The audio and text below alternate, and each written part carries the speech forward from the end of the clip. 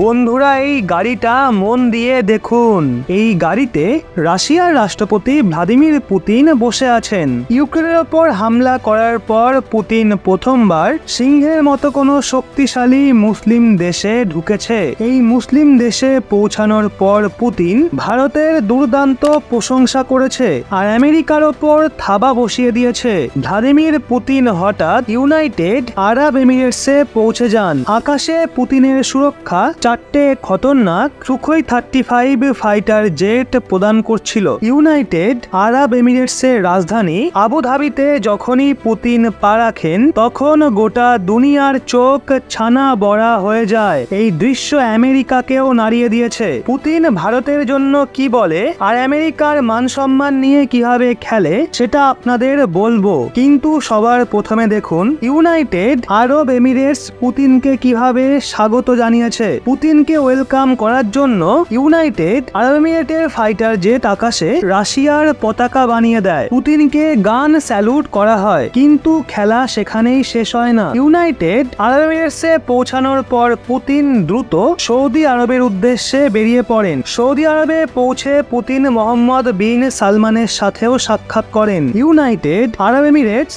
এবং সৌদি আরব ওই দেশ যাদের আমেরিকার মজবুত ঘাঁটি বলে মনে করা হয়, কিন্তু এই দুটো দেশে ঢুকেই পুতিন আমেরিকার বিরুদ্ধে একটা রণনৈতিক চাল চেলে দেয়। সৌদি আরব এবং ইউনাইটেড আরব এমিরেট অয়েল প্রডিউসিং গ্রুপ ওপেকের সবচেয়ে মজবুত সদস্য।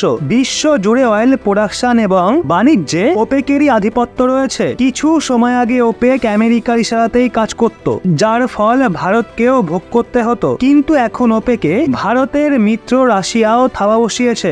রাশিয়া ওপেক প্লাসের সদস্য আগে থেকেই ছিল। আমেরিকান প্রতিবন্ধকতা সত্ত্বেও পুতিন ওই দেশগুলোয় পৌঁছায় এবং তেলের বাণিজ্যে নিজের থাবাকে আরো শক্ত করে নেয়। সৌদি আরব এবং সংযুক্ত আরব আমিরাতের সাথে হাত মেলানোর পর পুতিন প্রধানমন্ত্রী মোদির প্রশংসা করে বসেন। পুতিন বলেন, বিশ্বের চাপ সত্ত্বেও পিএম মোদি ওটাই করেন যেটা ভারতের জন্য সঠিক। মানে পুতিন বলেন, ভারত ভয় না পেয়েই আমাদের থেকে তেল কেনে। পশ্চিমী দেশগুলো অনেক ভয় দেখায়, কিন্তু ভারত ভয় পায় না। মজার ব্যাপার দেখুন, যেই তেলের জন্য আমেরিকা অনেক দেশকে বরবাদ করেছে, আজকে ওই তেলের ওপরই আমেরিকা আধিপত্যকে রাশিয়া এবং ভারত মিলে শেষ করতে চলেছে। এই ধাক্কাটা আমেরিকার পাওয়া ভীষণ জরুরি ছিল।